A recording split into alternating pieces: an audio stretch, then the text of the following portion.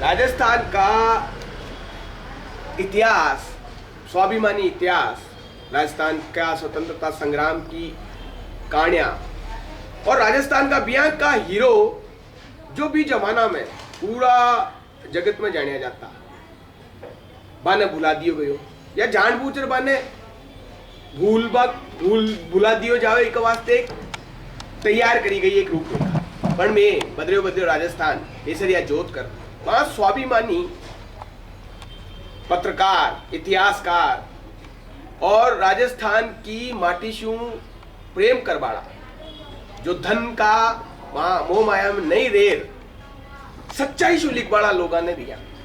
अब वहां की किस्मत भी है कि वह आज मौजूद है। यहाँ का लोग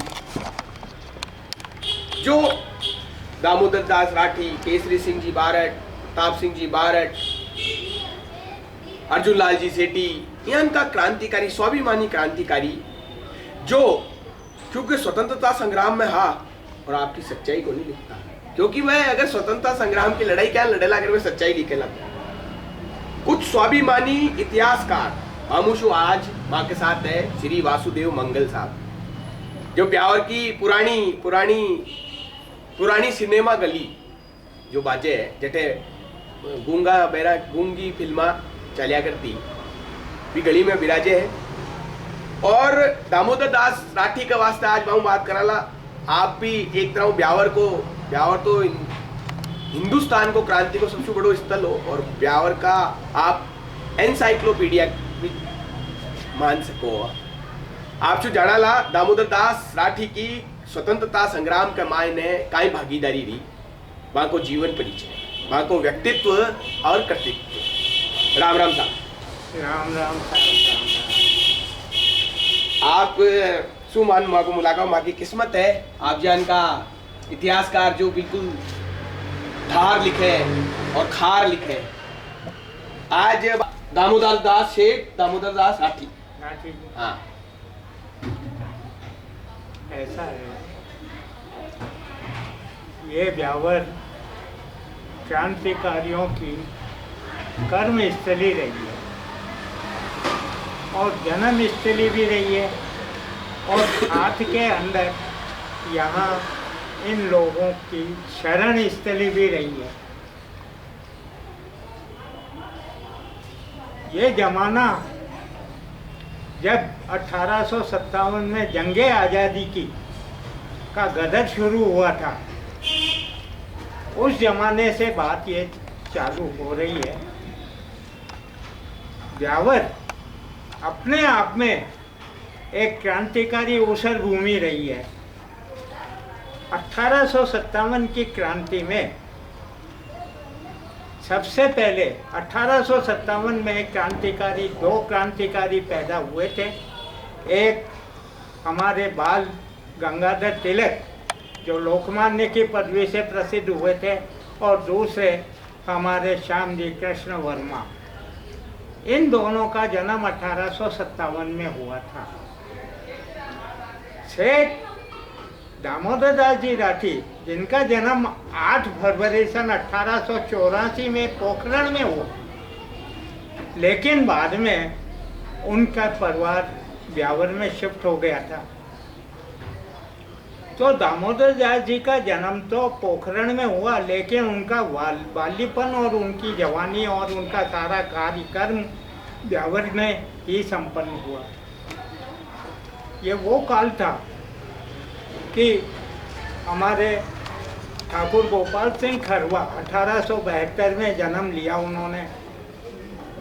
उसके बाद अब यहाँ जो है ये क्रांतिकारी भूमि कैसे हुई, किसके कारण से कि अंग्रेजी रियासत होते हुए भी ये क्रांतिकारी भूमि कैसे हुई, उसका कारण साफ था।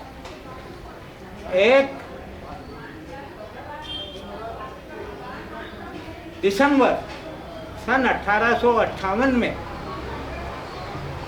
ब्रिटिश सरकार ने भारत की बागडोर अपने हाथ में ले ली थी ईस्ट इंडिया कंपनी से।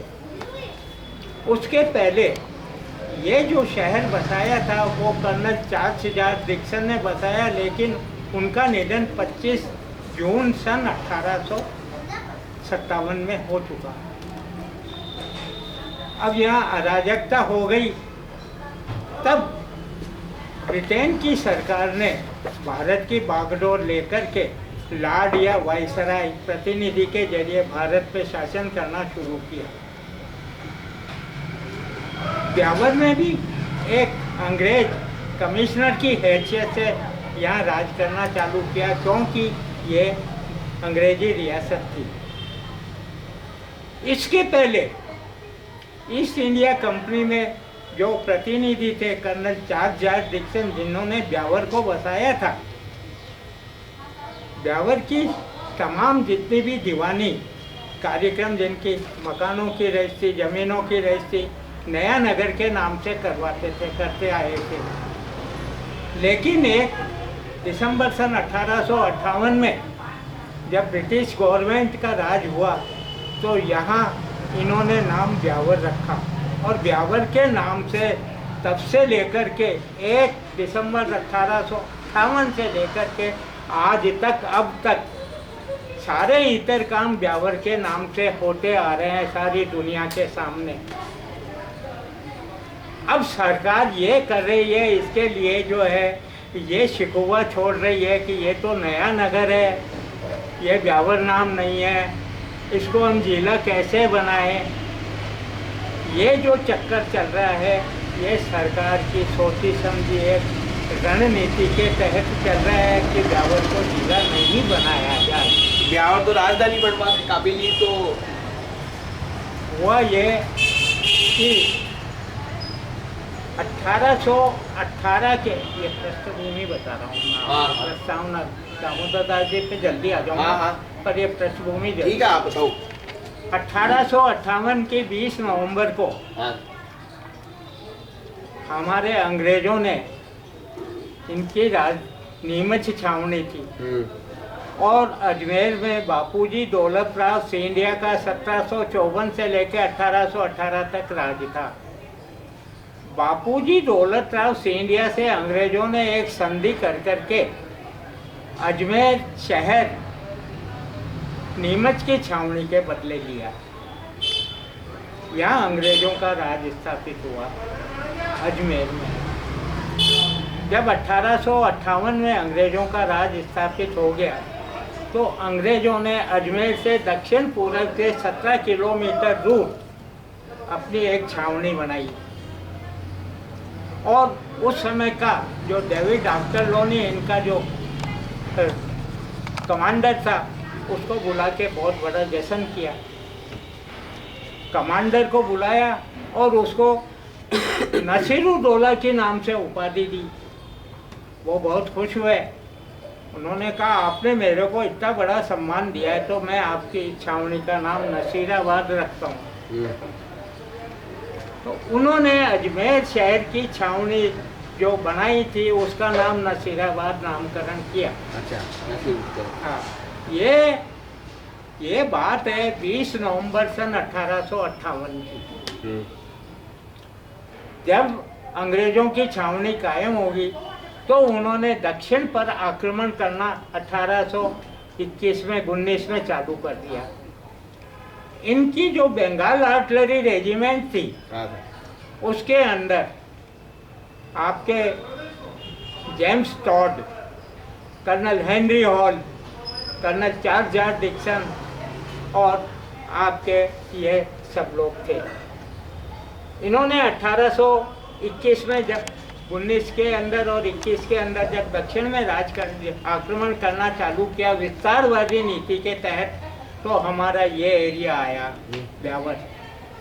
यहाँ उस समय मेहर जाति राज करते थे, जिसमें रावत और मेहरात होते थे। मेहर जाति का ये संस्कृति है कि इनकी 1000 साल से संस्कृति थी ये, जिसको कॉस्मोपॉलिटन कल्चर कहते हैं। कॉस्मोपॉलिटन कल्चर का मतलब कस्टम से है, संस्कृति से है। और ये जो संस्कृति थी वो हिंदू मुस्लिम मिश्रित संस्कृति थी।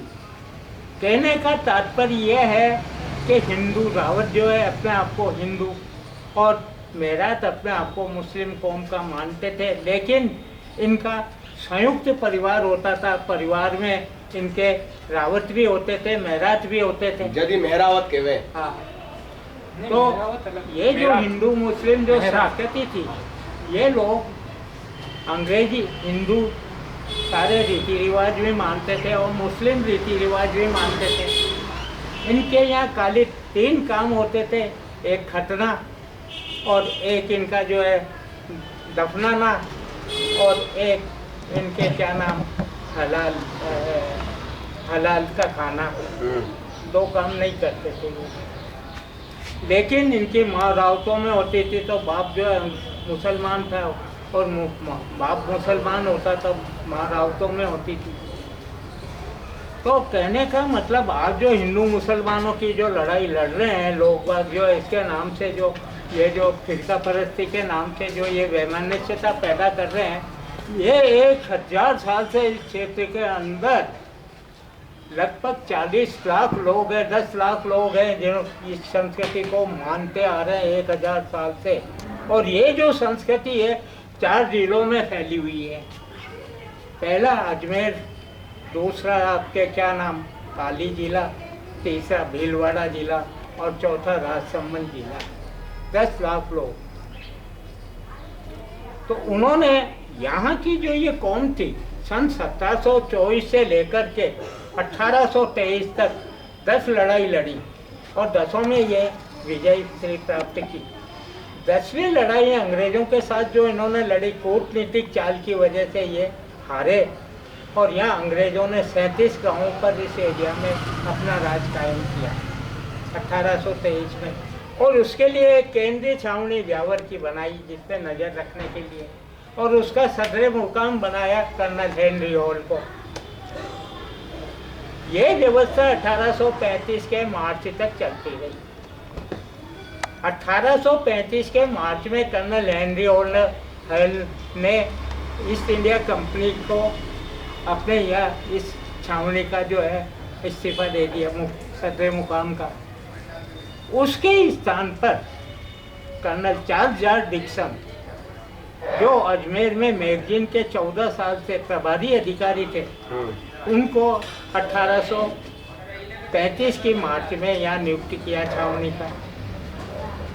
क्योंकि कर्नल डिक्सन ने 1823 की लड़ाई यहाँ लड़ी और यहाँ के लोगों को उन्होंने मारा था, इसलिए कर्नल डिक्सन जब 1835 में आए तो उनका हृदय परिवर्तन हो गया। और ये मासूम लोग जो जंगलों में रहते हैं, इन लोगों को मारना उचित नहीं और इनके ऊपर ये छावनी स्थापित करना गलत बात है। मैं तो यहाँ एक नागरिक बस्ती बसाऊंगा। जब कर्नल ने यहाँ के लोगों से ये संवाद करना शुरू किया कि मैं एक नागरिक बस्ती बसाना चाहता हूँ, आप हेल्प करो, तो यहाँ के लोगों ने कहा, यहाँ की उर्दू जवान थी तो यहाँ के लोगों ने कहा नहीं, आपने तो हमारे लोगों को मारा है, हम आप पे कैसे एतबार करें, तो आप हम पर कैसे एतबार करोगे? नहीं, हमारे साथ आप रक्त का जो है खून का संबंध कायम करो, तब हम आप पे विश्वास करेंगे। मुझे मंजूर है। उसको तो खाली यहाँ जो है नागरिक बस्ती बसानी थी, सिविल कॉलोनी और यहाँ फौजी छावनी हटानी थी। तो उसका हृदय परिवर्तन हुआ तो आपने कहा ये लूटपाट करना बंद करो और आप जो है समाज की मुख्य धारा से जुड़ो। हमको समाज की मुख्य धारा से कौन जोड़ेगा? हम तो जो है ट्राइबल हैं, हमको कौन जोड़ेगा? मैं जोड़ूंगा। तब इनके यहाँ एक बांदी थी, उसका नाम था चांद बीबी। उन्होंने कहा ठीक है, आप जैसा चांद बीबी जो चांद बाजार है वो वही चांद बीबी जो जोधपुर दरबार के ये रखेली और स्वामी दयानंद दाड़ो मैटर वही चांद बीबी? नहीं, वो नहीं, वो दूसरी, वो तो जोधपुर की।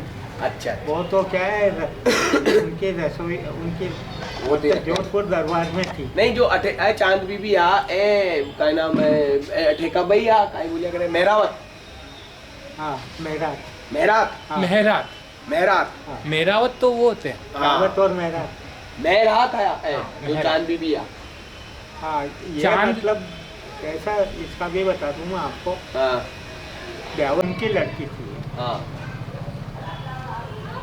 तो उन्होंने इनके सामने प्रस्ताव रखा कि चांद बीबी से आप निकाह कर लो, उनका संबंध हो जाएगा। चांद बीबी ने कहा नहीं साहब, मेरी दो शर्त है। पहली शर्त तो यह है कि मेरे को इस टाइम का पीर साहब का आप अंग्रेज फौजी अधिकारी हैं, आप तो मशगूल रहोगे, मैं आपके चक्कर में कहाँ पड़ूंगी, आप मेरे लिए अलग से हवेली बना करके दो तो क्या मंजूर है। दूसरी है पीर साहब का इष्ट है मेरे को, और आप हो फौजी अधिकारी, आप जो है इको रखोगे, ये नहीं हो सकता। आपकी हमेशा आगे कि वो अंग्रेज थे लेकिन मूंछ रखते थे, तो आपकी दाहिनी मूंछ हमेशा नीचे रखोगे, बाएं ऊपर रखोगे। उसमें कहा ये भी मंजूर है। दोनों शर्तें मंजूर हो गई, उनका निकाह हो गया। निकाह हो गया तो यहाँ के लोगों ने कहा बोलिए अब आप क्या चाहते हैं। तो कहा समाज की मुख्य धारा से जुड़ो, मैं यहाँ एक नागरिक बस्ती बसा रहा हूँ, किलेबंदी करूँगा, लोगों को बसाऊँगा, लोगों को बसाऊँगा लोकतांत्रिक समाजवाद धर्मनिरपेक्ष पद्धति पर।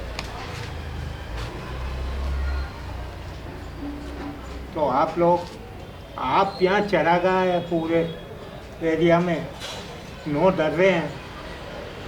पूरी पहाड़ियाँ अरावली की पुरानी पहाड़ी है, जो विश्व में सबसे पुरानी अरावली की पहाड़ी है, उसका मध्य एरिया है ये। तो आपके पास ऊन भेड़ और बकरी सारी मतलब पशुधन है, उसकी ऊन लाओ आप। मैं यहाँ एक ऊन की का बाजार बनाऊंगा, केंद्र बनाऊंगा, मंडी बनाऊंगा, उसमें आपकी ऊन को बिकवा करके आपको माकूल बहुत अच्छे पैसे दिलाऊंगा। उनका मंजूर है। तब देवली से श्रीलाल जी शिवलाल जी महाराज को लाए, गुरुदेव मैं एक नया नगर बसाने जा रहा हूँ, आप मेरे नए नगर की सनातन धर्म विधि से पूजा करवा करके नींव रखवाएं। कौन बोले, कौन ले आयो देवली शिव महाराज में? इन्होंने कर्नल चार्ल्स जॉर्ज डिक्सन, अच्छा हाँ उनको लेके आए शिवलाल जी श्रीलाल जी महाराज को, हाँ और आप सनातन विधि से इसकी पूजा करवा करके नींव रखवाएं। उन्होंने कहा ठीक है जहाँ अपना चलता हूँ, चलो। गुरुदेव एक बात बताओ, जैसे जयपुर महाराज सवाई जयसिंह जी ने 7 घोड़ों से जुटे हुए रथ की सारथी की आकृति पर बसाया है। गंगा पोर्ट, सूरज पोर्ट, घाट दरवाजा, सांगानेरी दरवाजा, नया दरवाजा, अजमेरी दरवाजा और चांदपोर दरवाजा, 7 दरवाजे, और त्रिकोणिया दरवाजा सारथी।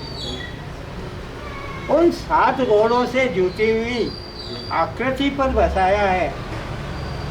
तो आप मेरे यहाँ कौन सी धार्मिक आकृति पर ब्यावर को बसाएंगे, बताएं गुरुदेव। जापना बोलिए। ये इधर उत्तर के अंदर छावनी है, कैंटोनमेंट है, बीच के अंदर परनाड़ा है, जो आपके दक्षिण और पश्चिम से ऊंचा है, और आपके उत्तर और पूर्व में ढलान पर है। ये जो पठार है ये परनाला है, और उधर जो 2 गांव है, एक बीचड़ी गांव और एक शाहपुरा जुड़वा गांव है, यहाँ मैं जो है ब्यावर शहर बसाना चाहता हूँ। ये तो आपकी बहुत बड़ी जो है वो, यहाँ तो कोई चिन्ह समझ में नहीं आ रहा है कि प्राकृतिक चिन्ह। आपका जो धर्म है ईसाई धर्म, उसका क्रॉस जो चिन्ह है वो ही यहाँ आपके सही होगा। तो ठीक है, तब कर्नल चार्ल्स डिक्सन ने अपनी फौज 144 मेरवाड़ा बटालियन को लगा करके 1.7 किलोमीटर की परिधि का एक, जो यहाँ भोडल की, अब माई की छोटी छोटी टेकरियाँ थी, उनको तुड़वा के खाइयों को भरवा के 1.7 मीटर का जो है किलोमीटर का मैदान बनवाया। और उस मैदान पर क्रॉस की आकृति उकेर कर चारों दिशाओं में क्रॉस की जो पट्टी थी उसी के अनुसार, नाप के अनुसार चारों दिशाओं में उन चारों पट्टी तो के बे तो सनातन धर्म का महाराज बे ईसाई पद्धति से क्यों बनवाया, काय कारण? कारण तो बता रही हूँ नहीं, वो कहे कि आपने ऐसी जगह चुनी है कि जहाँ परनाला है, उबड़ खाबड़ जमीन है, पठार है, पहाड़ी है, टेकरी है, खाइयाँ हैं।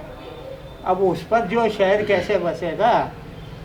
उसको बसाने के लिए तो खाली एक क्रॉस की आकृति काम आ सकती है। अच्छा, तो क्रॉस की आकृति पर इन्होंने ब्यावर को बसाया और क्रॉस की आकृति पर ही ब्यावर के 4 बाजार बनाए। बीच का जो क्रॉस की आकृति का जो बीच का सेंटर है उसको मुख्य चौपाटी बनाई। मुख्य चौपाटी से पूरब में जो सर होता है, पहली जो सबसे छोटी पट्टी, उसके बीच के अंदर एक चौराहा बनाया। मुख्य चौराहे से दरवाजे तक, सूरजपुर दरवाजे तक। दाहिनी तरफ अजमेरी दरवाज़ा, मुख्य चौपाटी से अजमेरी दरवाज़ा, जो पट्टी क्रॉस की उससे बड़ी थी, उस पर 2 चौराहे। उसके बाद मुख्य चौराहे से मेवाड़ी दरवाजे तक जो उससे बड़ी पट्टी थी दक्षिण में, उस पर 3 चौराहे बाजार में। और आखिर में जो चांद दरवाज़ा था, चांग जो गांव था पश्चिम में,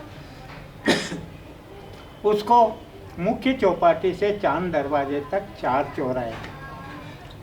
इस तरह 4 बाजार, कुल 11 मुख्य चौराहे बनाए, 4 दरवाजे 4 बाजार के, और उनकी पट्टी के आखिर में 4 दरवाजे बनाए और उनको जोड़ दिया, तो 4 मुख्य बाजार बनाए।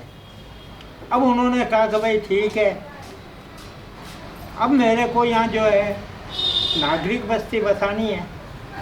तब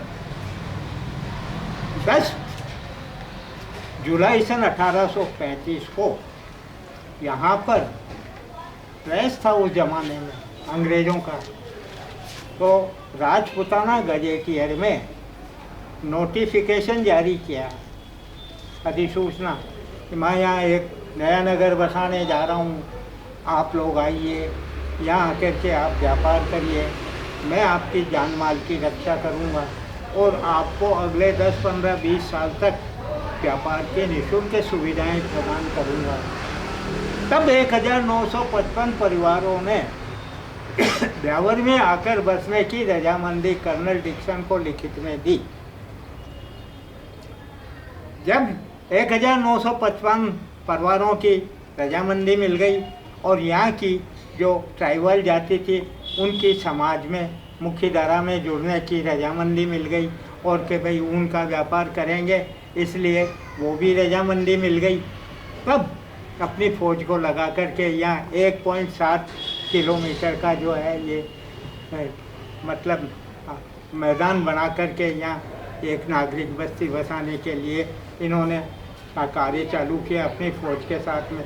सन 1839 तक 3 साल में उन्होंने चारों दरवाज़ों को जोड़ते हुए क्रॉस की आकृति पर परकोटा बनाया और 4 बाजार बना दिए। अब वो 4 पॉकेट से बीच में उन पे नागरिक बस्ती बसानी थी उनको, तो इन्होंने क्या किया देखो, वैज्ञानिक तरीके से उस ज़माने में या तो जयपुर वैज्ञानिक तरीके से बसा है या उसका मिनिएचर ब्यावर बसा हुआ है। बस 2 ही शहर रहते हैं दुनिया में जो खाली मिनिएचर वैज्ञानिक तरीके से शिल्पी आधार पे बसे हुए हैं। तब उन्होंने जो 11 चौराहे थे परकोटे तक, हॉरिजेंटल और वर्टिकल लाइनें, आडी टेढ़ी लाइनें चौराहे से परकोटे तक लगाई। जहाँ ये रेखाएं आपस में क्रॉस ही वहाँ एक एक चौराहे बनाया और एक एक चौराहे के चारों दिशाओं में 4 सड़कें बनाई और सड़कों के दोनों तरफ मकान बनाए और इस तरह 37 चौराहे बनाए और 37 चौराहे बना करके जाति के आधार पर इन्होंने इस नागरिक बस्ती बसा दी चारों पॉकेट के अंदर। तो है कि एक शिल्पकार की एक उस जमाने की बात आप देखिए। आज हम कहते हैं जाति नहीं है, जाति नहीं है, तो पंडितों की हुई है जाति है, ये तो जन्म की जाति है। अरे पूरा व्यावहारी ही का उनके जो धंधा है, धंधे के आधार पे जाति थी, उस जाति के आधार पर पूरा व्यावहार उस जमाने में 1836 में बसाया इन्होंने। और सारी जाति को, एक एक जाति को उनको अलग अलग मोहल्ले बना करके बसाया। अच्छा, तो ये एक रिमार्केबल पॉइंट है किसका, आपके आर्कियोलॉजी का, आर्किटेक्ट का बहुत बड़ा रिमार्केबल पॉइंट है ये। तो अब आप ये देखिए कि जब उन्होंने शहर बसा दिया, लोगों को बसा दिया मकान बना बना करके, तो उन्होंने कहा भाई देखो बात ये 1842 की बात है। आप ये देखिए कि मैं आपको सब कुछ निःशुल्क दे रहा हूँ, लेकिन शकुन के लिए एक नारियल जो है मैं लूँगा आप लोगों को, और आप जो है ये नारियल लो और गुड़ा दो, जहाँ तक गुड़ेगा वहाँ तक की ज़मीन का पट्टा आपको दे दूँगा मैं। तो नए नगर के नाम से पट्टे दे दिए, बसा दिया उनको। वो भी रिमार्केबल बात। 1850 में उन्होंने यहाँ एक अपनी 4 साल 4 चौथी तक की एक पाठशाला चालू की। उसके अंदर आंग्ल भाषा, महाजनी और उर्दू पढ़ाई जाती थी। महाजनी जो राजस्थानी पुरानी महाजनी हाँ, होती है। हाँ। तो महाजन तो यहाँ महाजन कायम हो गए ना, तो महाजनी पढ़ाई चालू कर दी। ये 1850 की बात बता रहा हूँ मैं आपको। और 1842 में इन्होंने नयनगर के नाम से पट्टे दिए, लेकिन 1857 में जब उनकी का निधन हो गया तब थोड़ी पृष्ठभूमि बदल गई। के बाद भी ईस्ट इंडिया कंपनी ने कहा देखो यहाँ हमारे उस जमाने में 4 दीवारी के अंदर सारे प्रशासनिक कार्यालय थे। डिक्सन साहब भी अजमेरी गेट के अंदर के नौरे में रहते थे उस जमाने में। तो आप ये देखिए कि उस जमाने में भी इन्होंने जो व्यवस्था की थी वो बड़ी माकूल व्यवस्था की थी। जब ब्यावर बना दिया, बसा दिया और उनकी मंडी चालू कर दी, तो आपके ऊंट और बैलगाड़ी की 10,000 बैलगाड़ियाँ प्रति वर्ष ऊन की ब्यावर की मंडी में आने लग गई। जब 10,000 गाड़ियाँ आने लग गई प्रति वर्ष ब्यावर की, तो ऊन की राष्ट्रीय स्तर की मंडी बन गई उस जमाने की। लेकिन डिक्सन साहब ने साथ ही साथ समानांतर उन्होंने कहा नहीं, कपास की मंडी भी बनाना चाहता हूँ मैं, क्योंकि आपकी इस पृष्ठभूमि में जो पूरब की जो दूर तक जो काली चिकनी मिट्टी है उसके अंदर कपास की पैदावार होती है, तो आप कपास भी लाओ। तो ऊन के साथ साथ 10,000 गाड़ियाँ कपास की भी आने लग गई। तो इधर दक्षिण में तो ऊन की मंडी और इधर उत्तर के अंदर जो है कपास की मंडी चालू कर दी। और ये जितने भी लोग आज भी मौजूद है, हैं? आज भी मौजूद है। आज नहीं है वो तो मैं बताऊंगा। आज तो इन्होंने बर्बाद कर दिया। हमारे जो काले जो अंग्रेज है ना, इन्होंने बर्बाद कर दी। जो हमारे जो मतलब क्या जिनको क्या कहते हैं माँ, हमारे जो राजनेता, हाँ माँ का राजनेता नहीं, हमारे जो कर्णधार है, हमारे जो सब वो सब है, हमारे जो क्या नाम ट्रस्ट के ट्रस्टी हैं, हमारे रहनुमा हैं, इन सब ने इसको बर्बाद कर दिया। उसका कारण भी बताऊंगा। लेकिन उन्होंने जो एक परदेसी था उसने यहाँ ऊन की और कपास की 1836 के अंदर मंडी 40 में मंडी बनाई। अब 1840 में जब ऊन की मंडी बनाई तो उस ज़माने में 8 शहर पूरे भारतवर्ष में और थे। उस समय हमारा भारत बहुत बड़ा था, सिंध प्रांत भी इसी का हिस्सा था।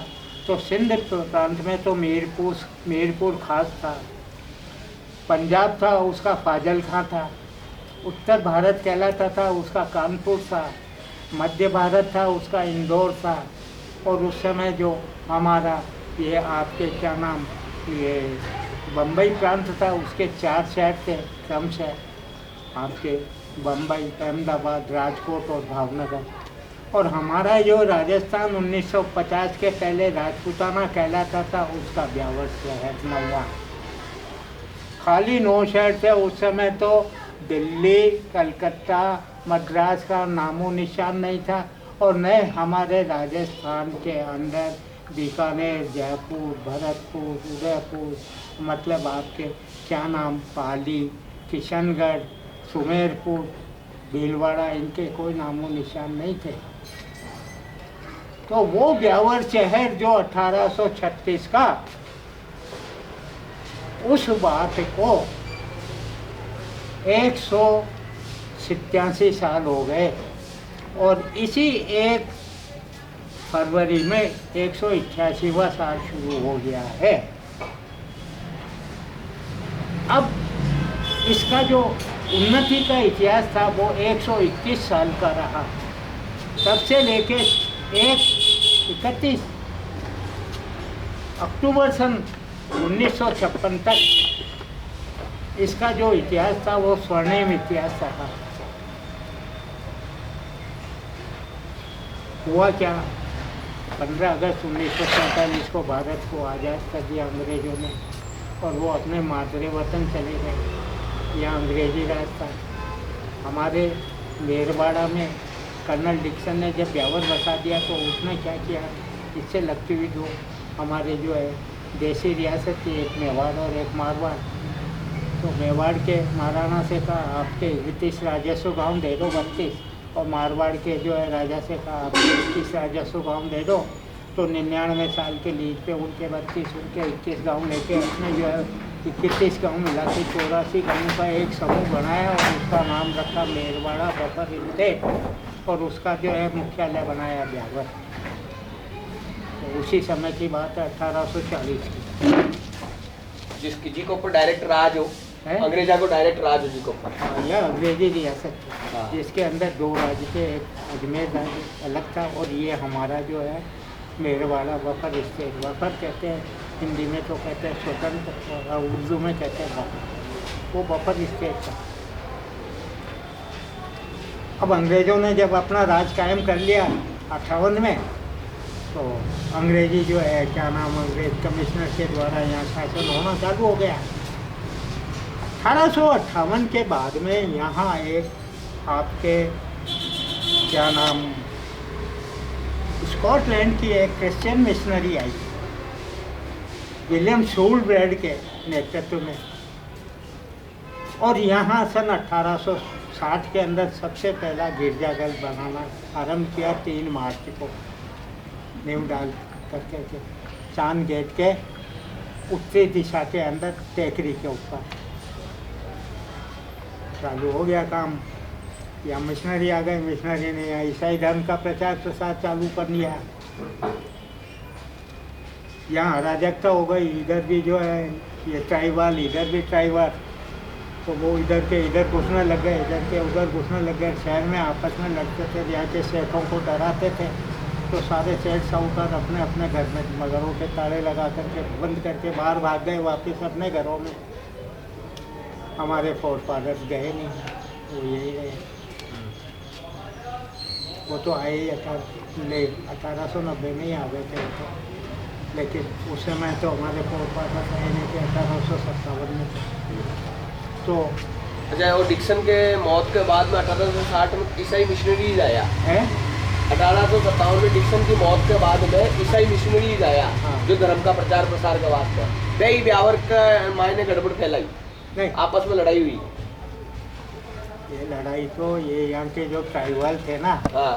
तो कर्नल डिक्सन ने तो कंट्रोल कर लिया था उनको जो है धंधा दे करके। अब डिक्सन चले गए तो अब धंधा कौन करे, तो वो वापस अपनी ओरिजिनलिटी पे आ गए, लूटपाट पे।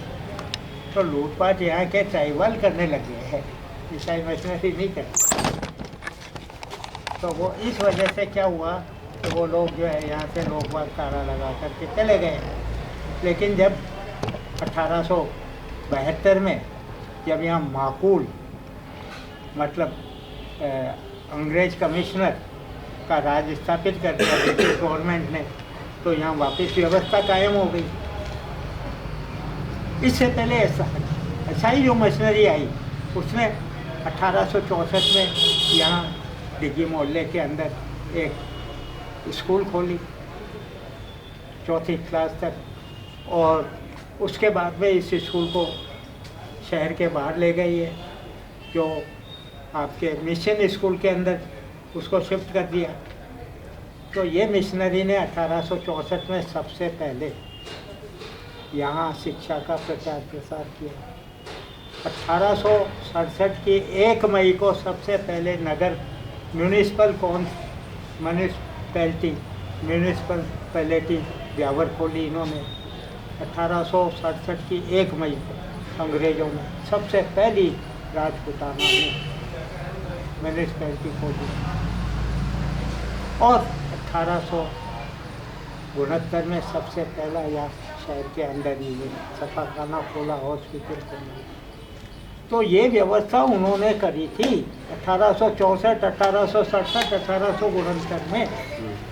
फिर 72 में 1872 में जब यहाँ माकूल से एक कमिश्नर आ गया तो यहाँ व्यवस्था चालू हो गई अच्छी तरह। चर्च भी बन गया, चर्च भी चालू कर दिया इन्होंने अपनी व्यवस्था। 1875 में क्या हुआ कि चांद बीबी का जो है निधन हो गया। उन्होंने अपनी वो छोड़ी थी बचत कि मेरी बचत के अनुसार मेरी मैयत को पीर साहब की दरगाह के दाहिनी तरफ जो है बाईं तरफ दफनाया जाए। तब चांद दरवाजा अजमेरी गेट के बाद पीर साहब की दरगाह के बाद चांद बीबी को दफनाया, और उनका अभी भी एक मकबरा है जिसको लिखा है टॉम्ब ऑफ बीबी डिक्सन। अच्छा, बीबी डिक्सन के बच्चे नहीं हुए थे, लेकिन डिक्सन जब ब्यावर आए तो उनके तो चांद बीबी ब्याह करी डिक्सन से शायद ब्याह हुई हो। हाँ, उनके साथ उनका निकाह हुआ है। अच्छा, वो उन्हीं की शर्त पर चांद बीबी की और यहाँ के निवासियों की शर्त पर हुआ था कि हम आप पे कैसे विश्वास करें। डिक्सन की भी जो बॉडी अकेली दफनाई गई। हाँ, अब हुआ क्या, जब उनका निधन हो गया हाँ, तो ये जो अभी वर्तमान में जो आप अजमेरी गेट के अंदर आए तो यहाँ एक शुभम होटल है और उसके पास में बंसी भवन है, एक ही नोरा था। हाँ, यहाँ डिक्सन साहब रहते थे। हाँ, और ये इनके पीछे जो ये गली है सामने इस चौराहे से सामने वाली गली, उसके पीछे इन्होंने हवेली बनाई। उसका नाम आप जी जो है मेम साहब की हवेली कहलाती है, और वो गली का नाम भी मेम साहब की गली कहलाती है। हाँ, और ये जो नोरा है वो मेम साहब का नोरा कहलाता था। अच्छा, तो उनका जब निधन हो गया तो उनको ईसाई थे, इसलिए उनको ईसाई धर्म रीति नीति से ईसाइयों के कब्रिस्तान में दफनाया गया, ब्यावर के अंदर। तो उनके उस जमाने में धर्म उनके जो है जनाजे में 10,000 लोगों ने शिरकत की थी। वो तो सर्वधर्म संभाव के प्रणेता थे। हालांकि ईसाई थे लेकिन सब धर्मों को समान रूप से आदर देते थे। और उन्होंने इस शहर को, मतलब आप ये देखिए कि लोकतंत्र पद्धति, उन्होंने कहा आप अपने समाज में 2/3 से आप जाजम के ऊपर अपने फैसले करोगे, आपके झगड़े निपटाओगे, उसमें सरकार दखलंदाजी नहीं करेगी। ये लोकतांत्रिक पद्धति थी, उन्हीं जाती थी। और उसके बाद में इन्होंने समाजवाद, जाति के आधार पर जो है मोहल्ले स्थापित किए। ये समाजवाद का उदाहरण का आप अपना स्वतंत्र धंधा करते हुए आराम से अपने अपने धर्मों को मानते हुए, अपने अपने रीति रिवाजों को, उत्सवों को मानते हुए आप आराम से मस्ती से रहिए। और धर्म निरपेक्ष का मतलब सब धर्म, सारे धर्म के लोग यहाँ स्टेब्लिश स्थापित हुए। तो ऐसा उदाहरण आपको और कहीं देखने को नहीं मिलेगा। हाँ, यह आज लड़ रहे हैं मुसलमान और हिंदू, और हिंदू मुसलमान। फिर 1972 में जो व्यापार पार्षद स्टार्ट हुआ 1872 1872 में, वो कहीं 1872 में इन्होंने जो है अंग्रेज कमिश्नर से व्यवस्था कर दी प्रशासन की। अच्छा। वो तो 1857 में ही गुजर गए। हाँ। तो यहाँ कहने का मतलब ये अंग्रेजी राज परपीचुअल चलता रहा 1947 तक। 1872 के मायने जो वापस शू कमिश्नर ऑफिस आयो। हाँ कमिश्नर ऑफिस स्थापित हुई। हाँ, कमिश्नर ऑफिस था यहाँ लगातार। तो नहीं जान पहली आप कह रहे हैं कि भाई 60 के बाद में मरबा के बाद में कई व्यापारी भाग गया। नहीं, माकूल कायम रहे लोग। हाँ, फिर 1872 के बाद वापस आया। हाँ, लोग। मुट्ठी पर 10% भाग गए, या 1872 के बाद जब व्यवस्था हो गई वापस आ गए वो। फिर अब ये सारी व्यवस्था हो गई। हाँ। मेरवाड़ा बफर स्टेट था जिसके अंदर 7 परगने थे। ब्यावर, आपके मसूदा, आपके बदनौर, विजयनगर, भीम जिसको उस समय मंडला कहते थे, बदनौर जिसको बदनपुर कहते थे, टाटगढ़ जिसको बरसावाड़ा कहते थे, और आबू। ये 7 परगने थे अजमेर मेरवाड़ा में उस जमाने में। आप ये देखिए उस व्यवस्था को क्या हमारे ये कर सकते हैं? नहीं कि हुई व्यवस्था को भी बिगाड़ देंगे ये। बिगाड़ी है। हाँ। तो मैं इसलिए माफ करना, आपको ये पृष्ठभूमि बताना जरूरी था। सही बात है। फिर 1872 के बाद अब 1857 में 2 गदर के ज़माने में यहाँ 2 क्रांतिकारी वीर पैदा हुए। 1872 में ठाकुर गोपाल सिंह हुए। 1884 की 8 फरवरी को सेठ दामोदर दास प्राची हुए। लेकिन 1875 में यहाँ क्रांतिकारी सन्यासी स्वामी दयानंद यहाँ आए। हमारे श्याम जी कृष्ण वर्मा स्वामी दयानंद के चेले थे, खास शिष्य थे। लेकिन स्वामी दयानंद जो यहाँ आए वो 11 सितंबर सन 1881 को आए और 15 दिन रहे यहाँ। और उन्होंने ये आर्य समाज के जो उपदेश दिए और आर्य समाज की स्थापना करी। तो पहले तो यहाँ क्रिश्चियन धर्म प्रचार हुआ, उसके बाद आर्य समाज का प्रचार चालू हो गया 1883 में 81 से। तो 2 धर्मों का प्रचार चालू हो गया। इससे पहले डिक्सन ने सारे ही धर्मों को जो है के रूप में यहाँ जो है एक नागरिक बस्ती बसा दी, जो मंडी के रूप में जो है पूरी दुनिया के अंदर थी।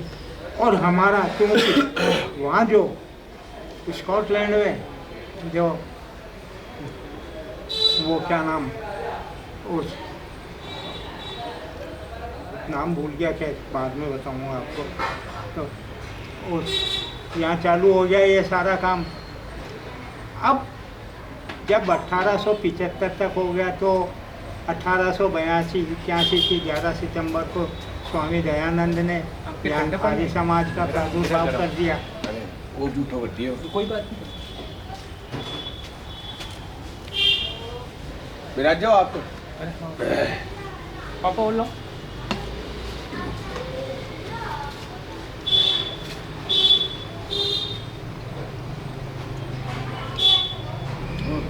इससे पहले यहाँ एक क्रांतिकारी कदम ट्रांसपोर्ट के अंदर हुआ। 1875 में यहाँ दिल्ली से अहमदाबाद तक रेलवे लाइन मीटर गेज चालू हो गई, जिसमें ब्यावर भी आ गया, अजमेर भी आ गया स्टेशन। जब ट्रांसपोर्ट का जब यहाँ चालू हो गया, और चूँकि ब्यावर डिक्सन ने यहाँ ब्यावर इसलिए बसाया कि ये 3 देशी रियासत है, मारवाड़, मेवाड़ और ढूंढार। इनके जो व्यापारिक रास्ते हैं वो यहाँ उसका ये केंद्र बिंदु है ब्यावर। तो जितने भी सौदागर हैं अपना असबाब ले जाते हैं और इधर से उधर ले जाते हैं और व्यापार करते हैं। इसलिए बहुत ही ये महत्वपूर्ण स्थान है, इसलिए इन्होंने यहाँ ब्यावर बसा दिया डिक्सन ने। और ऑक्टर लेते थे, महसूल लेते थे यहाँ से, जो ट्रांसपोर्ट जाता था इधर से उधर, तो उसका यहाँ ऑक्टर पोस्ट कायम कर रखी थी, वहाँ ऑक्टर लेते थे। उससे इनका जो है प्रशासनिक खर्चा चलता था। उन्होंने कहा तो जो उस समय जितने भी ये अपराधी हैं, उन अपराधियों का उनके संरक्षण से खर्चा लेकर के यहाँ सेंट्रल जेल बना रखी थी अजमेरी दरवाजे बाहर 40 कोठरियों की, जो बहुत बड़ी सेंट्रल जेल थी, उसके अंदर खूंखार कैदी रखा करते थे। तो ये सारी व्यवस्था अंग्रेजों ने की और 1875 में यहाँ रेलवे का प्रादुर्भाव हो गया। तो यहाँ सवारी गाड़ी और मालगाड़ी चालू हो गई। जब सवारी गाड़ी मालगाड़ी चालू हो गई तो इन सेठों ने सोचा कि यहाँ ऊन आती है, यहाँ कपास आती है, तो कपास की जीनिंग और रुई आपके ऊन की प्रेसिंग और जीनिंग करने के बाद कपासियाँ अलग हो जाता है, रुई अलग हो जाती है, तो रुई की भी प्रेसिंग।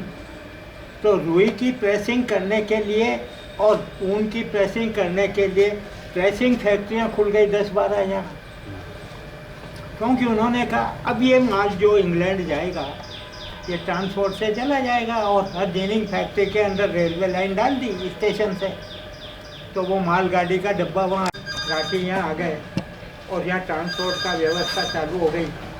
तो उनके जहन में आया, ये श्यामजी कृष्ण वर्मा ने कहा राठी जी, तो वो क्रांतिकारी थे, उन्होंने कहा नहीं ये विदेशी सामान की तो आवश्यकता नहीं है, हम तो देसी कपड़ा बनाएंगे। जो खीवराज जी राठी, दामोदर दास जी राठी का पिता, हाँ पिताजी खीवराज जी, तो उन्होंने देसी कपड़ा बनाने के लिए जब 1875 में ट्रांसपोर्ट की व्यवस्था हो गई तो उनके जहन में आया कि मैं यहाँ एक कपड़े की मिल स्थापित करूँ।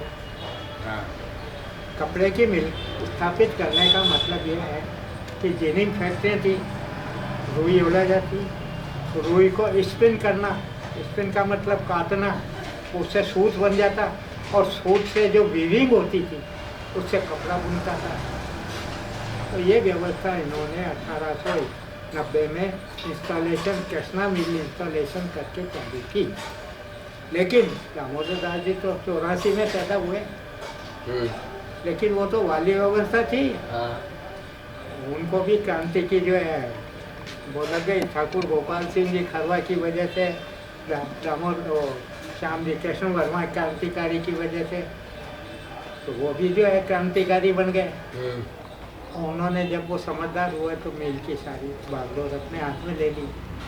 तो पूरे जो ये जो मिल की स्थापना हुई भी को बड़ो कारण हो कि अपने स्वतंत्र मतलब अपना देसी कपड़ा बने, हाँ देसी कपड़ा बने और वही काम में ले, ताकि यहाँ जो पैसे का रोटेशन है भारत में ही चले, भारत के पैसे का यानी विदेश में ना जाए। यानी गांधी जी जो असहयोग आंदोलन कराया, जो कपड़ा दिलाया विदेशा का, वो तो बहुत बाद में कराया, मतलब ये तो बहुत पहले कर दिया चीज। वही तो कह रही हूँ, आज के 150 साल पहले, और मील भी स्थापित कर दी, 170 साल पहले, मतलब ये चरखा काट बाजू के लगभग 30-40 साल पहले ही स्थापित कर दिया है। वही तो कह रहा हूँ, वही तो कह रहा हूँ। क्या हुआ, राठी जी आए ना, राठी जी की कहानी बताऊँ आपको। 1911 का दरबार बता दिया। 1913 में यहाँ जो है ये हिंदुस्तान सोशलिस्ट रिवॉल्यूशनरी आर्मी में, 1990 के मायने आपके राठी जी का पिता जो खीवराज 1890 खीवराज जी राठी स्थापना कर दी बी टाइम में 10 साल का, बी का बाद में 1891 में यहाँ 3 बड़े काम हुए। आपके यूपी से तो सेठ चंपालाल रामसूप आए खुर्जा से, उन्होंने मेरी दरवाजे बाहर नशिया की स्थापना की। श्यामजी कृष्ण वर्मा ने राजपूताना कॉटन प्रेस की स्थापना की और सेठ आपके खीवराज जी राठी ने कृष्णा मिल की स्थापना की, जो 1893 में प्रोडक्शन में आ गई और 1893 में आपके श्यामजी कृष्ण वर्मा का cotton press, Rajputana cotton press production में आ गया। तब आपके 18 नवंबर सन 1891 में हमारे 1863 में जो 12 जनवरी को विवेकानंद पैदा हुए थे, वो स्वामी विवेकानंद ब्यावर में पधारे श्यामजी कृष्ण वर्मा के पास। तब श्यामजी कृष्ण वर्मा ने उनसे कहा कि स्वामी जी इन अंग्रेजों को आप उनके वहाँ जाकर के ललकारो और उनको उपदेश दो। तब स्वामी जी 1893 में शिकागो जाकर के उन्होंने धर्म सभा, जो विवेकानंद ने श्याम जी कृष्ण वर्मा बोले आप बात। श्याम जी कृष्ण वर्मा के पास आए थे राजपूताना कॉटन प्रेस के मुहूर्त में। अच्छा। खेतड़ी के नरेश के साथ। हाँ। अरे ब्यावर तो बड़ा ऊसर जगह है, इसको तो आप शब्दों में पिरो भी नहीं सकते। ये तो मैं जिंदा हूँ जो आपको बता रहा हूँ, नहीं तो ये इतिहास तो छुप जाएगा, कोई बताने वाला है ही नहीं, रहेगा ही नहीं। तो 1893 में जब कृष्णा मिल प्रोडक्शन में आ गई और सेठ दामोदर दास साठी ने इसको संभाल लिया। अच्छा। 13 साल की उम्र में? 13 साल की उम्र में ही संभाल लिया। लेकिन आप ये देखो, उनकी काबिलियत देखो आप, तो वो क्रांतिकारी विचारों के हो गए थे। सनातन धर्म भी पालते थे, आर्य समाज धर्म भी पालते थे, दोनों धर्मों का समान आदर करते थे। तो आप ये देखो कि 1891 में जब अंग्रेज लोग जो है, जब यह मादरे जंगे आज़ादी चालू हुई तो अंग्रेज लोग घबराने लग गए। तो 1885 में एनी बेसेंट और उसके साथ में यहाँ 1885 की 28 दिसंबर को इन्होंने इंडियन नेशनल कांग्रेस की स्थापना की। समानांतर अंग्रेजों ने अपने सुविधा के लिए कांग्रेस की स्थापना 1885 की 28 दिसंबर को हुई थी। एनी बेसेंट और नाम भूल रहा हूँ एक उसका, एओ ह्यूम के संरक्षण में। तो अब यहाँ कांग्रेस भी चालू हो गई। यहाँ जो है सूती कपड़ा मिल भी, देसी सूती कपड़ा मिल भी चालू हो गई। यहाँ 10-12 जीनिंग फैक्ट्रियाँ भी चालू हो गई और शिक्षा का प्रसार भी हो गया, चिकित्सा का प्रसार भी चालू हो गया, ट्रांसपोर्ट भी चालू हो गई। तो क्या बाकी रह गया बताओ? यह तो 1890 की बात बता रहा हूँ आपको, 133 साल पहले। 1896 में जो विलियम शूलब्रेड, जिसने 37 साल या आसपास के अंदर धर्म का प्रचार किया, ईसाई धर्म का, उनकी हम मृत्यु हो गई। तो उनका भी दफन यही हुआ अंग्रेजों की, तो ईसाइयों के कब्रिस्तान में उसका पटाक्षेप हो गया। आर्य समाज का प्रादुर्भाव हो गया। सनातन धर्म का पहले से ही प्रादुर्भाव था। तो वो कहीं योगी अजमेर में दयानंद अंग्लो वैदिक या डीएवी का कई संस्थान खुलिया, ब्यावर में कौन खुलिया? और अजमेर में क्रिश्चियन ईसाई मिशनरियां का भी कई शिक्षण संस्थाएं बड़ी बड़ी खुली, पर ब्यावर में कौन खुली? कोई बड़ी बड़ी मिशनरी कहीं भी नहीं खुली। सबसे पहले 1860 की 3 मार्च को सबसे पहला चर्च यहाँ बना। दूसरा 1862 के अंदर जो चर्च बना, एक अजमेर में बना, एक नसीराबाद में बना। अच्छा। फिर 1869 के अंदर तीसरा चर्च जो बना वो आपके क्या नाम 1869 में जयपुर में बना और 1872 में दिल्ली में बना।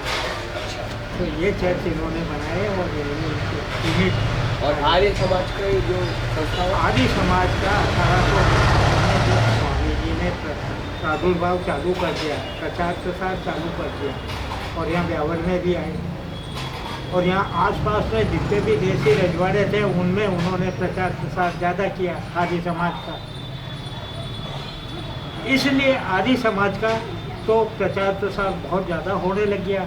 सनातन धर्म का प्रचार पहले से था ही, यहाँ ईसाई धर्म का प्रचार था ही। तो ये सन 1900 आते आते यह एक इन्होंने गर्ल्स स्कूल भी, मिशन गर्ल्स स्कूल भी कायम कर दी। 1872 में यह मिशन जो स्कूल थी जो शहर में थी उसको बाहर ले गए।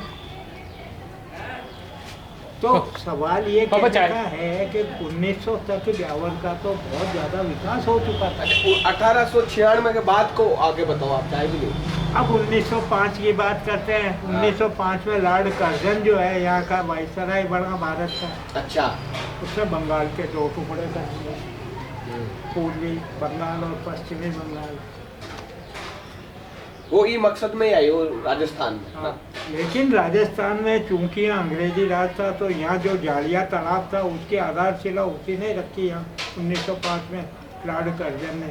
1905 में जी 1905 टाइम राजपूताना में। हाँ, हाँ तो यहाँ 1905 में जब लॉर्ड कर्जन आ गया तो 1905 में स्वामी प्रकाशानंद जी पधारे, सनातन धर्म के प्रगाढ़ विद्वान।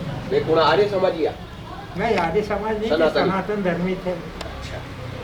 प्रकाशानंद जी ने यहाँ ब्यावर में पधार के प्रकाश ने जो है सनातन धर्म प्रकाश ने स्कूल पाठशाला चालू कर दी।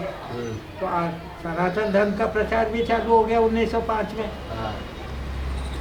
अब आप ये देखिए कि इसकी काबिलियत देखिए, 1905 में तो सारे धर्मों का यहाँ प्रचार होता था, शिक्षा का प्रचार होता था, स्वास्थ्य का प्रचार होता था, यहाँ व्यापार उन्नति थी, यहाँ उद्योगों की उन्नति थी, सब प्रकार की। तो 1975 में तो दामोदर दास जी राठी ने 1975 नहीं, दामोदर दास जी राठी ने अपने ही टाइम के अंदर यहाँ जो यहाँ मुंशिप कोर्स था उसमें नागरिक प्रचार ने चालू कर दी थी 1907 में भाषा की।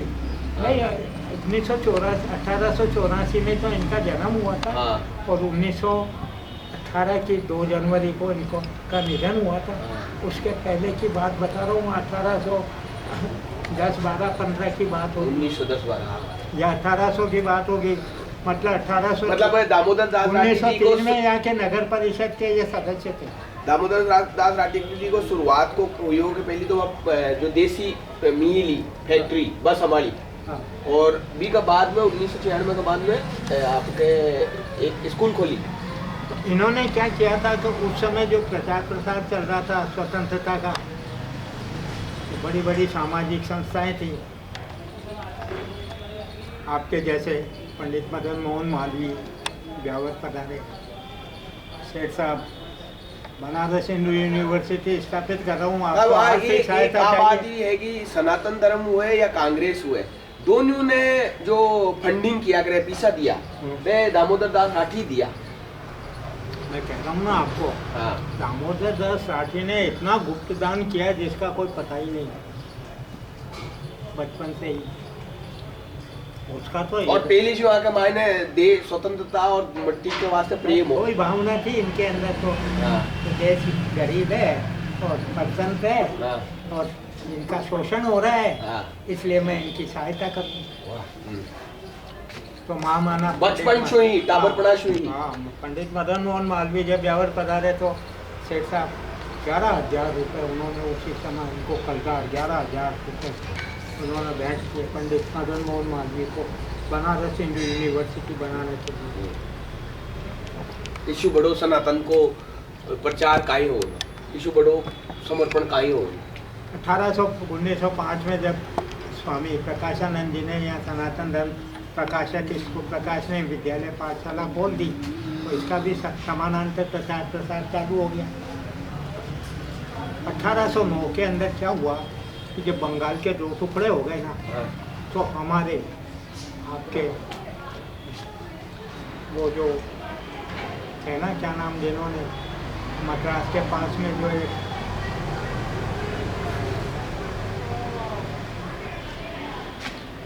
उन्होंने जो है यहाँ आए पधारे, यहाँ आए श्यामजी कृष्ण वर्मा के पास में। श्यामजी कृष्ण वर्मा ने ठाकुर गोपाल सिंह जी से उनको मिलाया, राठी जी ने विष्णुदत्त। हाँ विष्णुदत्त नहीं, विष्णुदत्त नहीं, रासबिहारी बोस। वो जो वहाँ एक वो विश्वविद्यालय खोला ना वहाँ मद्रास के पास में पांडिचेरी में। हाँ। वो कौन से, वो क्या नाम थे? सोमदत्त। अच्छा सोमदत्त अरे तो नहीं चेला। साहब, वो थे क्या नाम भूल गए। हाँ। 1909 में यहाँ आए 8 में, तो यहाँ जो सेठ थे चंपालाल जी, उनसे कहा फिर एक ही कृष्णा मिल से क्या काम चलेगा, देसी कपड़ा बनाना है, मांग बहुत ज़्यादा है पूरे हिंदुस्तान में। तो उन्होंने एक एडवर्ड मिल के नाम से दूसरी 1918 के अंदर एक जो है एडवर्ड मिल के नाम से दूसरी मिल चालू कर दी। अच्छा। एक चंपालाल रामसू चंपालाल जी जो हाँ। सूर्या से आए थे हाँ, हाँ। 1891 में, और यहाँ नशिया बनाई थी, और जिन्होंने यहाँ ये क्या नाम आपके जैन धर्म जो शराबगी धर्म पालन चालू कर दिया था। ये तो अग्रवाल, लेकिन शराबगी धर्म पालते थे। तो दूसरी मिल यहाँ 1908 में चालू हुई। ठीक है। अब दामोदर दास जी राठी की जयंती आ रही है, आप भी कब बाएं बाएं बां कब पर ही अब दामोदर दास जी राठी चल रहे थे, उनकी मिल बहुत तरक्की कर रही थी, क्योंकि पूरे हिंदुस्तान में पहली मिल थी वैसी पद्धति से, सारे हिंदुस्तान में इनका कपड़ा जाता था। तो ब्यावर का नाम तो रोशन तो इन्होंने ही किया वैसी पद्धति से। ट्रांसपोर्ट की व्यवस्था थी, यहाँ के जितने भी क्रांतिकारी थे उनको सहायता करते थे। हमारे पंजाब के लाला लाजपत राय केसरी, पंजाब केसरी, सेठ जी दुर्भिक्ष पड़ गया पंजाब में, अकाल पड़ गया, सहायता। हाँ बोलो, आपको कितना पैसा चाहिए? यानी पंजाब में काल पड़े हो तो भी दामोदर दास जी राठी अठों मदद करवाई। बहुत शराब खोल दिए उन्होंने, वो खोल दिए, क्या नाम, खजाने का खजाना खोल दिया। लो दो गरीबों को दुर्भिक्ष पड़ गया, उनकी सहायता करो। तो लाला लाजपत राय का आग्रह पर, हाँ, मदन मोहन मालवीय, हम्म। सबको तो ये तो खूब उस समय आर्थिक सहायता करते थे। यहाँ क्या हुआ 1905 के अंदर, 1911 के बाद में आपके गरम दल के नेता थे ना, वो क्या नाम, अर्जुनलाल सेठी, गोपाल सिंह खरवा, जिसको अपना रासबिहारी बोस, गरम दल के नेता नहीं, नरम दल के नेता थे,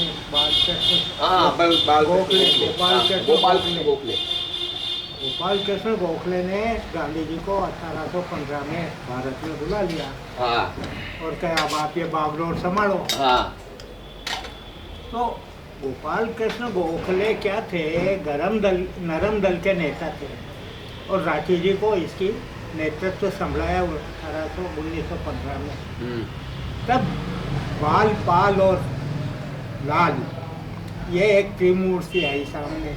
इन्होंने गरम दल बनाया, कांग्रेस में दो दल बन गए, एक गरम दल और एक नरम दल। बाल, पाल और लाल। बाल गंगाधर तिलक, लाल लाला लाजपत राय, और बिपिन चंद्र पाल बंगाल के थे। ठीक है। तो लाल, पाल और बाल के नाम से इन्होंने गरम दल बना लिया। ब्यावर और भी जो गरम दल बने, भी की पूरी फंडिंग और भी के अंदर जो लोग आ वे ज्यादातर राजपूताना से हुई, जो पीसा भी दिया हो या हो। हाँ। का 1913 में इन्होंने एक ये विप्लववादी थे ठाकुर गोपाल सिंह खरवा, तो हिंदुस्तान सोशलिस्ट रिवोल्यूशनरी आर्मी बनाई। तो ये तो गरम दल था, तो इनके उनसे पटड़ी में नहीं खा रही थी। आर्मी जो बनाई भी का मायने भी फंडिंग गोपाल दामोदर दास राठी करी। दामोदर दास जी राठी भी थे, शामिल ही था। हाँ, अच्छा। दामोदर दास राठी, ठाकुर गोपाल सिंह खरवा, और आपके श्याम जी कृष्ण वर्मा, ये त्रिमूर्ति की भारत ब्यावर की, जिनसे जो है ये काम चला।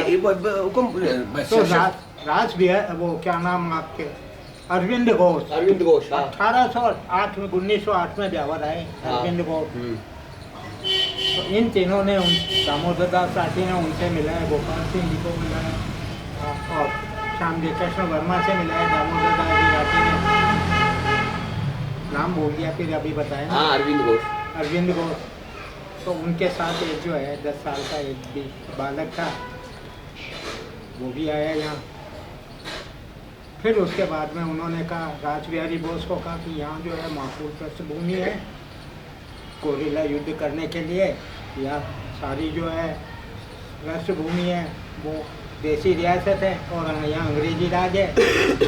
तो यहाँ क्रांतिकारियों को जो है प्रशिक्षण देने के लिए माकूल स्थान है। तो कि एक यहाँ आपके क्या किया इन्होंने, 1 अक्टूबर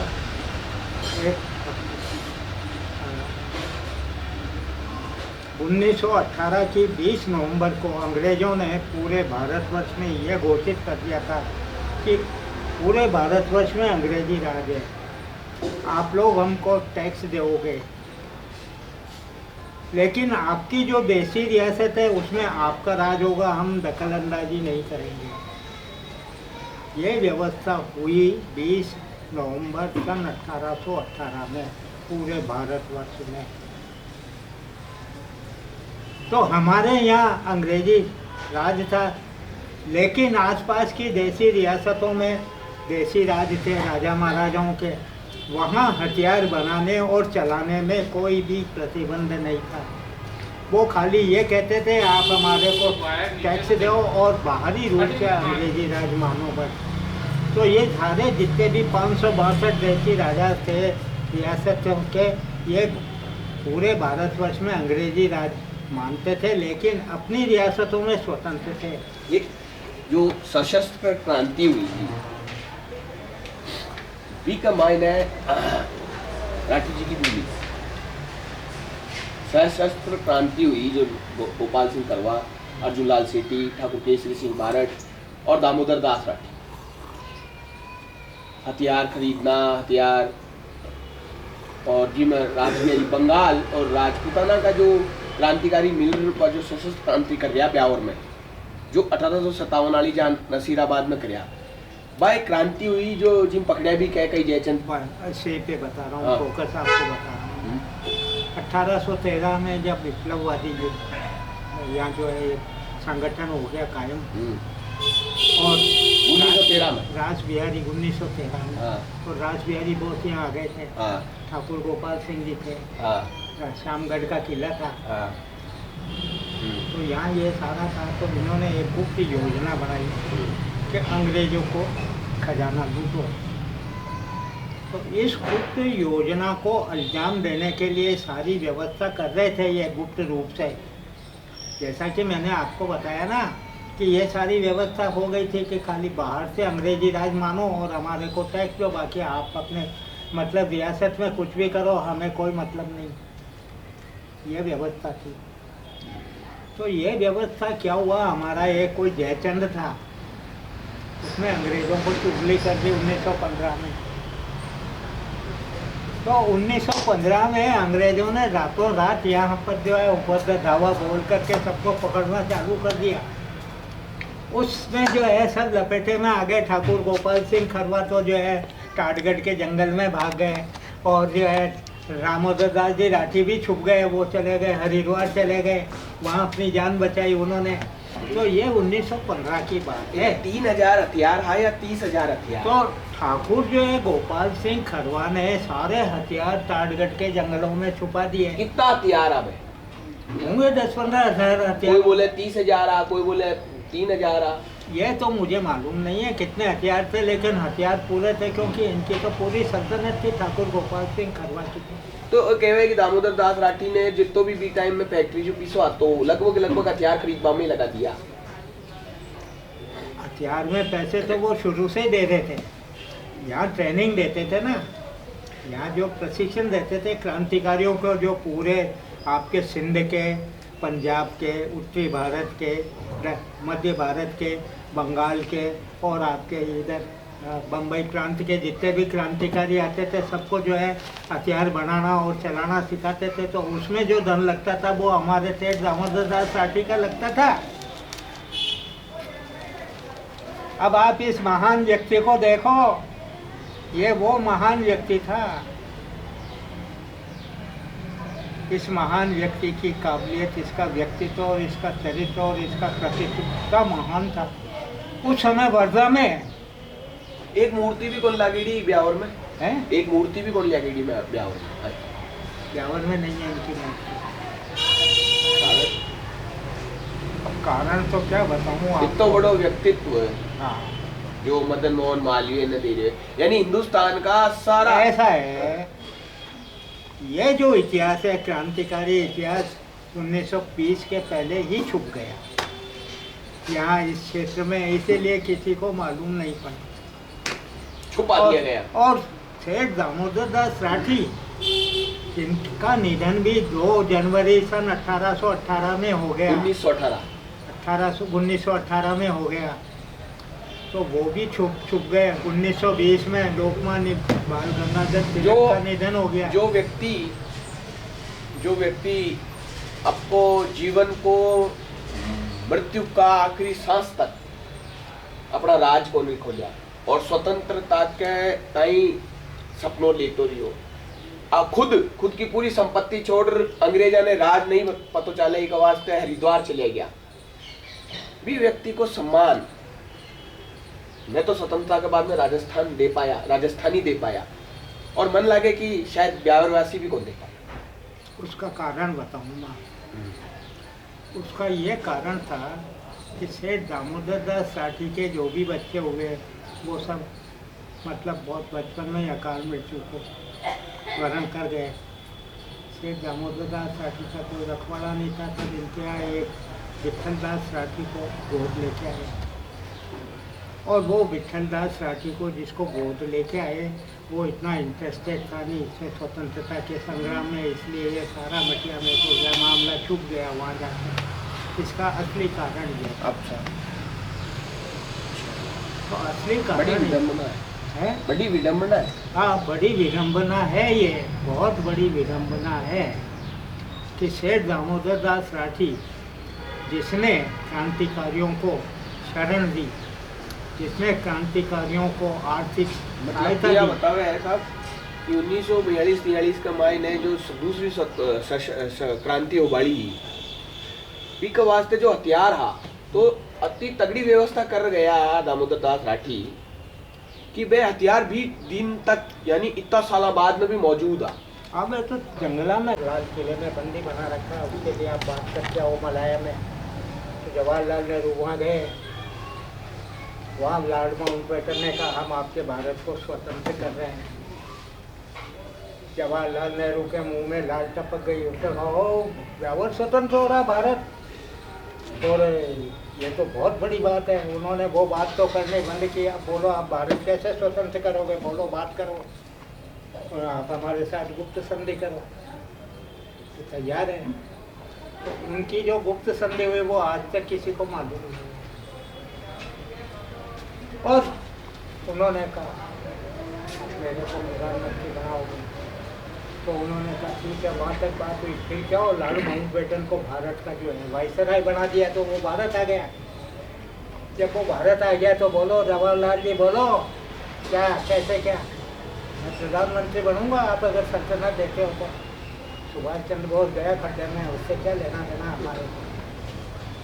और मैं 10,000 जो सैनिक अब है, हाँ नहीं तो आप मेरे को, तो मैं तो तैयार हूँ। लेकिन उन्होंने मोहम्मद अली जिन्ना को क्यों लगा दिया मुस्लिम लीग को कि नहीं तुम धर्म के आधार पर अपने अलग देश की मांग कर लो। उसमें वो भी लड़ने लग गया कि नहीं प्रधानमंत्री मैं बनूंगा। मोहम्मद अली जिन्ना, पंडित जवाहरलाल नेहरू कहने लगा मैं बनूंगा। तो आपसी लड़ाई हुई जब माउंटबेटन ने कहा इसका इलाज है नहीं, इसके 2 टुकड़े कर देते हैं, एक मुस्लिम और एक हिंदू। मुस्लिम का आपको प्रधानमंत्री बना देते हैं, पहले 14 तारीख को आपका हम पाकिस्तान घोषित कर देते हैं, उसमें आपका प्रधानमंत्री। तो गांधी जी कुछ कौन बोला कि मैटर में? और इसको कहा कि नेहरू को अपने रात को 12 बजे 15 अगस्त को कमाल लाल किले पे यूनियन जैक था और तिरंगा झंडा फहरा। बस तो ये हुआ साहब, आपको कुछ मालूम नहीं बता सकता। नहीं तो गांधी जी कुछ बोला को नहीं कि साहब वो इतनी गड़बड़ हुई होगी। तो हुआ ये कि जवाहरलाल नेहरू की जो महत्वाकांक्षा थी ना, उसने ही भारत देश के 2 टुकड़े कराए। हालांकि गांधी ने भी कहा था, महात्मा गांधी कांग्रेस का सदस्य नहीं था, आपको मालूम होना चाहिए। कांग्रेस पार्टी का सदस्य नहीं था वो तो महात्मा था। उसको महात्मा की उपाधि किसने दी मालूम है आपको? रविंद्रनाथ टैगोर ने। महात्मा की उपाधि किसने दी उसको? रविंद्रनाथ ने। तो वो तो महात्मा था, वो तो हमेशा जो है हर चीज़ का जो है विकृत करता था, किसी में उसका कोई मोह भी नहीं था, लंगोटीदारी था वो तो सवाल ये है कि उसने कहा कि भाई ऐसा है भारत को एक रहने दो, मोहम्मद अली जिन्ना को बना दो प्रधानमंत्री बनता है तो। देखा नहीं जवाहरलाल नेहरू पे मैं बनूंगा तो बन गया ले। तो उसने जाते जाते क्या किया, अंग्रेजों की तो नीति थी फूट डालो राज करो। फूट डालो राज करो। और 562 वैसे राजाओं को भी कह दिया भाई आप भी स्वतंत्र हो अपने अपनी सारी अपनी रियासतों में। आप चाहो तो हिंदुस्तान में मिलो, चाहे पाकिस्तान में ले, चाहो स्वतंत्र हो। और वो उन पर सब में जो है आग लगा करके चले गए वो। ये तो वल्लभ भाई पटेल था जिसने यूनियन टेरिटरी में यूनियन में उसे इंडियन यूनियन के अंदर जो है इसके अंदर 562 राजाओं को मिलाया, उसको भेद किया। नेहरू जी तो बस वो अपना एक क्षेत्र पर प्रधानमंत्री बन गए। नहीं, हमारे भारत ब्यावर में भी हुई है थी। ये जोधपुर का महाराजा था उस समय, क्या नाम था जिसका, उमेद सिंह। उमेद सिंह जो था, हाँ भाई उमेद सिंह जी बोलो भाई पाकिस्तान में मिलूंगा। जैसलमेर के महाराजा ने इसको रोका नहीं तो ये तो पाकिस्तान में मिलना था। सबसे बड़ी रियासत थी हिंदुस्तान में जोधपुर की। जोधपुर की रियासत हिंदुस्तान में सबसे बड़ी थी। ये तो जैसलमेर के महाराजा ने रोका जब ये पाकिस्तान। हमारे यहाँ एक था वो, क्या नाम आपके, मेजर फतेह सिंह करके। मेजर फतेह सिंह जैसे कहे कि आप तो उससे पूछा आप हम भी जहाँ हमारे जोधपुर के राजा साहब मिलेंगे हम भी उसी में मिलेंगे, हम भी पाकिस्तान में मिलोगे। डॉक्टर वल्लभ भाई पटेल ने पैराशूटर लाए, पैराशूटर्स को उतारा, चारों सब सीमा पे लगाए, जोधपुर की सीमा पे। हाँ महाराज साहब अब आप लड़ाई कर लो, पाकिस्तान में मिलो, हमें कोई ऐतराज़ नहीं, मेरी सारी सेना आपकी सीमा पर लगी हुई है, लड़ाई करो और आप जो पाकिस्तान में मिलो। तो जोधपुर महाराजा ने कहा कि लो हिंदुस्तान में। को भी इतिहास है उसके साथ ही हमारे मेजर सिंह फतेह सिंह ने कहा कि नहीं हम भी भारत में मिलते हैं। बीको इतिहास भी है। डॉक्टर अपने रणवीर सिंह जी ढूंढलो था, इक्टा का अध्यक्ष था जो हिस्टोरियन रणवीर सिंह जी ढूंढलो। नेहरूयन हाँ भाई नेहरू कम्युनिस्ट पार्टी कम्युनिस्ट का लीडर। आज भी हम गुलाम हैं। हाँ आप बता सकते अभी और बात करा लो। नहीं आप बता सकते हो कैसे हैं? वो झंडो नीचे करियो ना कौन साम्राज्यवाद में हाँ कॉमनवेल्थ जिस डोमिनियन को ब्रिटिश गवर्नमेंट ने स्वतंत्र किया उनको सबको कॉमनवेल्थ का सदस्य बनाए, उनकी शर्तों के हिसाब से स्वतंत्र किया। तो आज भी हम स्वतंत्र हैं, उन्हीं डोमिनियन की कॉमनवेल्थ की शर्तों को मान रहे हैं। आज भी हम स्वतंत्र नहीं हैं, आज भी हम उपनिवेशवादी हैं, आपको मालूम होना चाहिए।